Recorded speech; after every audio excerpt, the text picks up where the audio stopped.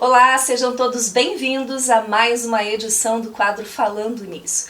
E a gente não poderia deixar de trazê-los aqui na Rádio Tapejara. A gente acompanhou toda a caminhada de Compostela da doutora Marisa Garcia Rosa, do Zeca Rosa, que ficaram 30 dias em caminhada. Percorreram mais de 800 quilômetros e hoje eles estão aqui para contar, sobre essa jornada linda. Doutora, muito obrigada por estar aqui conosco. Nós que agradecemos o convite, Cissa. Zeca, obrigada por estar aqui. É uma honra. Bom, vamos iniciar do começo, da preparação, de como surgiu, essa ideia de vocês fazerem esta caminhada, doutora. Pois então, faz mais ou menos uns 2 anos e meio que a gente começou a pensar em se organizar para fazer a caminhada. O conhecimento da caminhada faz mais anos. Meu irmão, que um dia comentou de fazer a caminhada, e aquilo surgiu então aquela vontade de saber um pouquinho mais a respeito. E aí nós começamos a nos organizar com atividade física, com saber como é que funcionava lá. Eu comecei a fazer uma mentoria, que é os Amigos do Caminho de Santiago, lá de São Paulo, para saber como é que eu tinha que me organizar, o que eu tinha que levar. E começamos então a nos organizar financeiramente também, até que chegou o momento de ir para a caminhada. O dia da partida. Bom, a partida a gente sabe aquela ansiedade que dá, preparar, sair e chegar até lá. Zeca, como é que foi a chegada de vocês lá? Foi assim, bem emocionante. E quando nós estávamos chegando em Santiago, porque a gente parou bem na entrada de Santiago, para ficar só 5 km para nós chegar bem cedinho em Santiago. Daí eu disse para Marisa, eu quero comprar uma champanhe. Para que champanhe, Fiasqueta. Disse, não, eu quero comprar uma champanhe, pode ser a mais baratinha. Daí a gente chegou na Basílica lá, daí os paus, eu botei a bandeira do Brasil, do estado, do município de Tapejara e dos bombeiros, e aquele emblema que eu fiz para Tapejara, a homenagem que eu fiz para Tapejara. Ajeitei tudo planejado, mas não contei nada para ela. Daí eu fiz o S do Sena, com as bandeiras, estourei uma champanhe, e sabe como ali na Basílica é todo fechada, qualquer barulhinho tu escuta bastante, Sim. Daí estourou aquela champanhe lá, o pessoal começou a aplaudir, Que lindo! E aí todo mundo queria veio, e daí eu derramei, que nem Fórmula 1, sabe? Derramei a champanhe, assim, daí ela disse assim, deixa um pouquinho pra nós tomar. Sim, Pra todo daí eu mundo deixei brindar. um pouco pra tomar, e daí veio o pessoal querer bater foto lá do Rio de Janeiro, e Que lindo. tem até um blogueiro, como é que é o nome? Um blogueiro. Pediu se eu desse uma entrevista, mas foi bem legal. Olha só, não sei se vocês conseguem acompanhar, mas o Zeca se emocionou e eu também me emocionei. Que linda essa partida de vocês, Bom, sempre tem uma ansiedade para o início, Tudo o início é difícil, O primeiro passo que a gente fala, é difícil. Como é que foi o primeiro dia? O primeiro dia a gente estava com bastante ansiedade, mas ao mesmo tempo a gente estava muito entusiasmado. Então tinha aquele medinho de será que vamos conseguir? Mas o primeiro dia realmente a gente estava mais empolgado. Foi um primeiro dia, era um dia difícil, eram 25 quilômetros, mais 25 quilômetros muito íngremes, tinha uma subida, eram 19 quilômetros de subida. Nossa. E então a gente ainda estava levando a nossa mochila. E era bem pesadinho. Então, mas a gente estava muito entusiasmado. Então, acho que naquele dia não deu muito medo, não. Era mais a empolgação. E no final do dia daí, chegaram mortos? O primeiro dia a gente sentiu, sabe? Porque imagina 19 quilômetros a subir. Quando tu achava que ia descer, tu ia subindo. Nossa, era... E depois a descida era bastante íngreme também, aquele primeiro dia. Sim. Daí força muito as pernas, Aí a gente que acompanhou, vocês tiveram alguns percalços, Uma conjuntivite, uma canelite, tudo no ite, que são inflamações, doutora? A senhora que vai explicar pra gente. Que eram coisas que não estavam programadas, Como é que foi enfrentar, então, isso? Não é, doenças, mas como é que é? A conjuntivite, assim, o único problema é que eu não tinha pensado que isso podia acontecer. Eu levei antibióticos para amidalite, sinusite, essas coisas todas. Todos os ites? Os ites, né? Medicamentos para o estômago, para dor muscular, mas realmente eu nunca imaginei uma... Aí o problema que eu enfrentei que era para comprar o antibiótico, né? O colírio.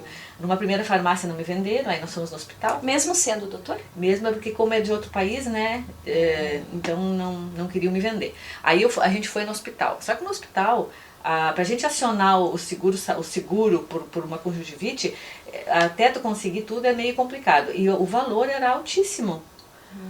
Era 126 euros, se eu não me engano. Isso aí dá mais 700 reais para uma consulta para dar um colírio. Aí a gente ligou pro pessoal da nossa associação do Caminho de Compostela, que a gente tinha uma associação, a gente tinha uma carteirinha, caso precisasse, e tinha também uma bem pequenininha na mochila, que era o SOS. Vamos supor que acontecesse da gente ter um acidente, um desmaio, alguma coisa, as pessoas podiam ir ali com o celular no QR Code e saber tudo da gente, assim. Aí eu liguei pro pessoal da associação, eles me orientaram a ir numa outra farmácia. Aí eu fui numa outra farmácia, aí a farmacêutica muito simpática, eu expliquei que eu era médica, e aí ela me vendeu. Aí ela me vendeu o colírio e começamos a tratar. E a canelite? A canelite, assim, eu comecei com dor, eu não lembro se era o 5º, 6º dia. Aí a gente pegou uma chuva muito grande indo para Burgos, que aí eu acho que eu forcei mais. E eu tinha perdido o meu bastão. Eu acho que foi que forçou também. Aí, chegando lá, eu tinha muita dor e eu resolvi ler sobre canelite. Aí eu comecei a ver que poderia ser um quadro que precisaria 6 semanas para tratamento, que tinha que fazer repouso e que poderia fazer uma fratura de estresse. Aí eu fiquei muito preocupada. Mas eu pensei, bom, vou começar a tomar anti-inflamatório. A minha cunhada, ela é fisioterapeuta, aí ela fazia massagem para mim todo final do dia. E aí foi melhorando, mas aquilo lá me deu muito medo, aquilo me estressou bastante. E também dá para se dizer que a tua mochila passou para mim e eu ia comentar. Por causa que a minha mochila dava 9,5 kg, porque tu não pode passar de 10% do teu peso. Mas estava pesada. Estava pesada. E daí, imagina que primeiro dia levando esse peso, amor acima. Graças a Deus estava bem fortalecido. Mas daí a gente mudou a tática. Daí a gente levava a capa de chuva, as coisas mais leves na mochila da Marisa, que daí eu levava, e nós despachava a minha mochila, que daí facilitou, né? Não, até nós estamos aqui equivocados numa coisa. No primeiro dia, a gente despachou a tua mochila, lembra? Só que levamos a minha mais pesadinha, a gente dividiu. Metade cada um levou. Aí depois a gente começou a levar a mochila nos outros dias. Exatamente. Aí quando aconteceu isso, o que a gente fez? A gente começou a despachar a mochila dele, era maior que a minha, com mais coisas, e na minha ia menos coisas. Aí ele me levou a mochila muitos, quase toda a viagem. Sabe por que ele me levou? Por causa disso. Pra levar a mochila. Uma coisa que a gente não comentou, que um dos motivos da viagem foi comemorar o nosso aniversário de casamento. 30 anos de casados. Que a gente pensou em fazer uma viagem, a gente casou em janeiro, mas aí a gente se organizou para fazer.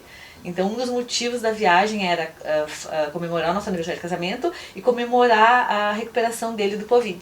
Sim, Tudo tem um porquê. Zeca, a gente acompanha fotos, filmagens. Os cenários eram lindos, né? Tanto na área urbana, tanto na área rural, matas, riachos, estradas de pedra, asfalto também. Conta do visual da viagem. Assim, cada dia era uma sensação diferente, sabe? Eu que não era tanto de bater foto, nos últimos dias ali, o meu professor, o meu cunhado, que é um professor e adora bater foto, assim, a gente batia foto de tudo. Mas assim, cada dia é uma coisa diferente da outra, né? A gente percebeu, sim, muitas edificações antigas, sim. Muitas catedrais pelo caminho, né? Porque é um caminho religioso, né? Conta pra gente do caminho, o porquê desse caminho. Quem criou, o que tem nesse caminho? Esse caminho realmente é um caminho religioso. Ele partiu lá da época dos apóstolos, né? que Santiago, no caso, que foi apóstolo de Jesus, quando Jesus partiu, né, faleceu, ele pediu para os apóstolos continuar nessa, levando a palavra de Deus. E Tiago levou isso à risca. E ele foi exatamente lá para Galícia, que é onde está hoje Santiago de Compostela, pregando. Aí ele ficou um período lá e acabou voltando para Jerusalém. E lá em Jerusalém começou toda aquela perseguição dos católicos, do cristianismo, e ele acabou sendo morto e decapitado. Aí conta a história que 2 apóstolos, né, conseguiram pegar os restos mortais dele e enterraram lá, levaram lá para Galícia novamente e enterraram. E ele ficou lá muito, muito tempo. Aí passaram-se muitos anos e alguém viu tipo uma chuva, luzes e uma chuva de estrelas lá. E aí mais uma outra pessoa viu aquilo e resolveram ir lá ver. E aí acharam o túmulo escrito Santiago, né, no caso. Tiago, acho que era. Aí o rei Arthur saiu, né, de onde estava, que eu não lembro, e foi lá para verificar. E aí então diz que ele foi o primeiro peregrino que foi até lá. E aí começou muitas pessoas religiosas a querer ir lá, assim que começou a peregrinação, a primeira, antiga. Só que aí depois teve uma guerra lá e destruíram tudo, menos onde estava ali uma capelinha que tinha para Santiago. E aí o que aconteceu? Eles começaram a reconstruir isso aí, e aí começaram a vir lá de Roncesvalles, a história, né? História. Aí começaram a fazer construir todo esse caminho novamente, as cidadezinhas, as coisas para as pessoas poderem ir, né? Aí começaram a fazer os albergues, as coisas. Olha só. Zeca, nesse percurso, muitas coisas lindas. E eu vi as pessoas perguntando aqui, a gente fazia até questionários, onde vocês dormiam? Era pago, era comunitário? Como é que era o pernoite? Assim, daí a gente saía de um albergue e ia até outro albergue, tinha um albergue municipal, tinha albergue paroquial e tinha particular também, particulares, né? E daí tinha, assim, era 26, 30, 50, 100 leitos, né? Teve uma cidade que não tinha mais cama, daí eles nos ofereceram um colchonete pequenininho, nós dormimos no chão. Até quando nós estávamos cansados, até a gente dormiu umas 2, 3 horas, mas depois não foi fácil. Sim. A gente normalmente tentava, em alguns locais que não tinham esses municipais, assim, porque assim, a gente poderia ir nos municipais, só que eles não aceitavam reserva. Quando eram albergues grandes, municipais, aí a gente ia bem tranquilo, não fazia reserva. A gente já sabia que ia ter. Mas nos menorzinhos a gente tinha receio, às vezes, então eu tentava ligar na véspera para ver um local que aceitasse reserva. Só que nessa cidade aconteceu que eles tinham uma festa, era uma festa, tipo o nosso carnaval. Tava tudo lotado, não tinha mais nada. Aí nós chegamos no municipal, só que era bem longe, a gente acabou chegando um pouquinho mais tarde, não tinha lugar. Aí nos mandaram no paroquial. No paroquial tinha uma fila, aí chegaram algumas pessoas na nossa frente, que já era até ali que tinha as camas, as vagas. Aí eles nos ofereceram colchonetes. Nós fomos de azar, né? Acho que tinha uns 3 na frente e tentou. Mas é uma experiência, É uma experiência. Falamos da expectativa, falamos do cenário, falamos dos albergues, né? E a alimentação? A alimentação, assim, ó, ela é bastante diferente do que a gente está acostumado aqui, né? Então a gente às vezes ia com aquela expectativa, né? Imaginando o nosso cafezinho da manhã, com o nosso pãozinho francês, né? A nossa torradinha. E não é assim lá. Lá eles têm aqueles pão baguete, que são mais durinhos assim. Aí às vezes eles fazem tipo um omelete, mas fazem com batata junto. Então coisas que a gente acabou provando, não gostou muito. Às vezes era um omelete normalzinho, aí era mais gostoso, né? E o que a gente fazia? Acabava fazendo, a gente acabava indo em mercadinhos, quando tinha mercados, e acabava comprando várias coisas para poder levar no caminho, para poder se alimentar mais do nosso jeito e com mais proteína. Então a gente comprava ovo, cozinhava ovos, comprava atum para botar no pãozinho, queijo, presunto. comprava banana para poder comer, para poder se alimentar. Então, durante o dia, normalmente, tomava o nosso café no albergue, nós fazíamos o nosso cafezinho, aí levava essas coisas e ia comendo no caminho, aí parava para tomar um café com leite, né? Às vezes comia algum croissant, que lá eles têm muito, né? São muito famosos pelos croissants. E aí a gente jantava quando chegava nos albergues. Lá tinha o jantar do peregrino, que era um preço bem razoável. E aí vinha um primeiro prato com salada, o Zeca gostava de pegar massa, às vezes um creme, uma sopinha. Depois vinha uma carne com batatas, normalmente era batata, arroz muito pouco lá. E depois ainda vinha, podia ser vinho, água, refrigerante. A gente sempre tomava um vinhozinho, para provar os vinhozinhos de lá. E algum docinho, mas podia ser iogurte, podia ser um sorvete, podia ser um creme. Sempre tinha um docinho depois. Então esse era a comida do peregrino. Almoço não tinha, então vocês comiam ao longo do caminho? A gente comia ao longo do caminho, a gente não parava, porque nem todos os lugares tinham almoço. Eles faziam muito lanche. E eram uns horários meio diferentes, assim. Porque às vezes eles fechavam às 2 e abriam só às 5h30. Ah, sim. Né? Zeca, várias coisas chamaram a atenção no caminho de quem acompanhou. Mas um fato me chamou a atenção e que eu gostei muito e eu gostaria que tu explicasse. A cruz. Ah, sim. O que é aquela cruz que as pessoas iam e depositavam pedras? A Marisa sabe explicar melhor essa então parte. Marisa, vamos lá. Mas assim, nesse negócio da cruz, eu fiz um adesivo de Tapejara e na cruz, assim, tinha pouca. A gente chegou bem cedo na cruz, estava clareando o dia, eu botei o símbolo de Tapejara, sabe? Tapejara, eu amo você, não sei se você já ouviu. E eu botei na cruz também. Foi um dia depois da eleição, né? Porque sabe que numa eleição gera até conflitos familiares, até, né? Tu gosta de uma pessoa, daí agora é a hora de Da paz. abaixar as armas, guardar as e torcer para o Tapejara, né? Sim. O Zeca rezou muito por Tapejara durante Eu vou contar uma história de Tapejara. Quero saber as curiosidades. Daí assim, passou a eleição, o vencedor é Tapejara. Todo mundo trabalhar para Tapejara. Sim. Porque pode ter gente que gosta tanto quanto eu de Tapejara, mas não mais do que Tapejara. Quando eu conheci a Marisa, é a prova disso. Que eu até pedi para ela vir para Tapejara, e ela disse, quem sabe Porto Alegre? Não, vamos para Tapejara, que eu não vejo morando longe de Tapejara, entende? E olha só. Mas é bem legal. Que legal. Tá, e qual é então o sentido daquela cruz? Por que as pessoas botam uma pedra lá? O sentido daquela cruz é assim, aquela pedra que tu coloca, seria que tu deixasse todos os teus pesos, todas as coisas que não te fazem bem, tu tá deixando lá. Tu vai sair de lá, as angústias, os medos, as dores, os pesos a mais que tu carrega na tua vida desnecessários, que é uma coisa que a gente aprendeu também nesse caminho, né?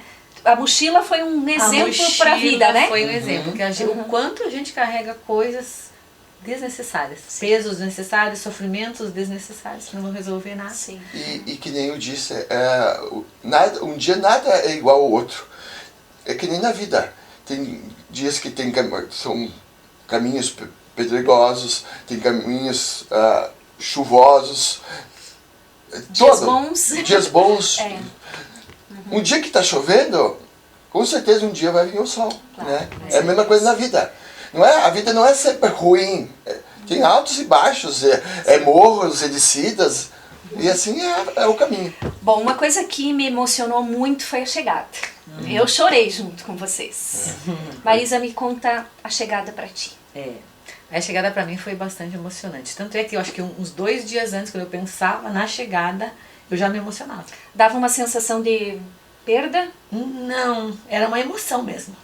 Não era perda. Era uma emoção de estar lá. Eu não sei nem explicar. Porque assim, eu não sou uma pessoa, vamos supor, devota a um santo. Não que eu seja devota a Santiago. Eu acho que eu sou devota a tudo que representa, né? Para as pessoas. Sim. A fé das pessoas.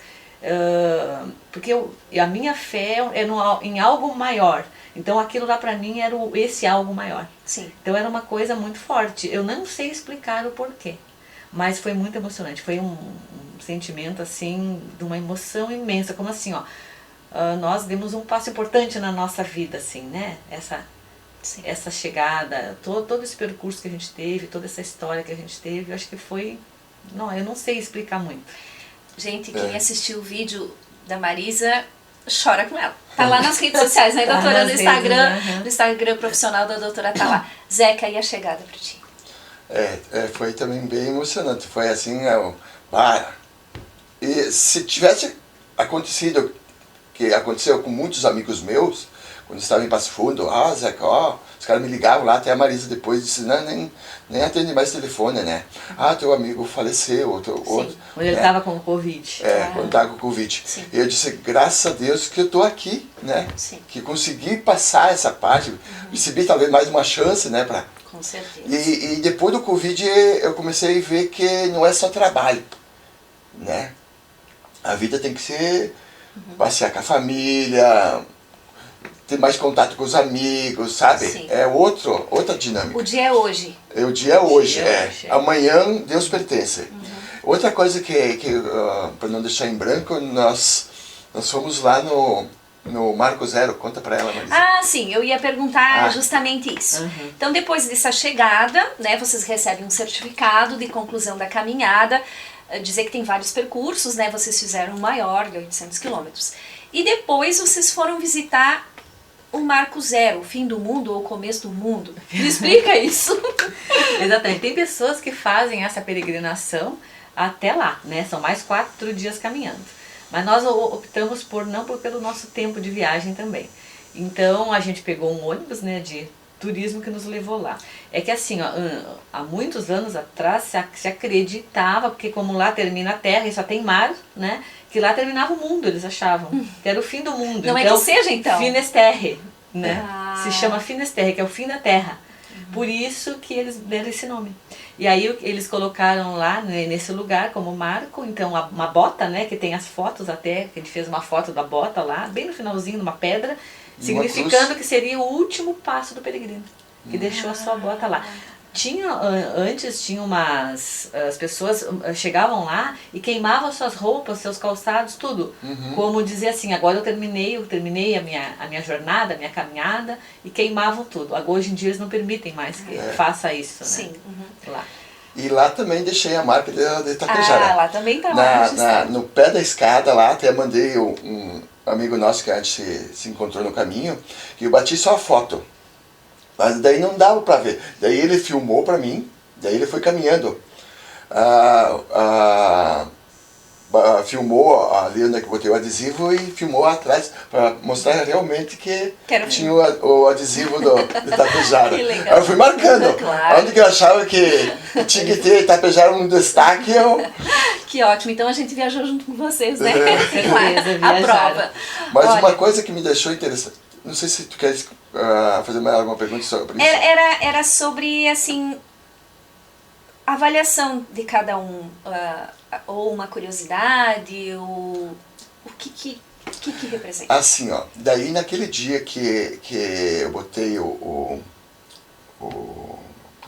adesivo na cruz de ferro, na caminhada, eu estava rezando por Tapejara. E eu estava bem na frente da Marisa. Daí caminhando eu vi uma pessoa se aproximar. Assim. Tu sabe quando tu caminha em folhas? Tu escuta o barulho atrás? Quando tá longe, tu escuta bem. E quando tá se aproximando, tu escuta mais. E eu achei que a Marisa estava me acompanhando, porque eu diminui o meu passo, né? E rezando, aquela pessoa chegou, o barulho bem próximo de mim. Eu nem olhei para trás. E estava chovendo. Daí eu cedi, dei mais uns 4, 5 passos, diminuiu o barulho, né? Continuei rezando.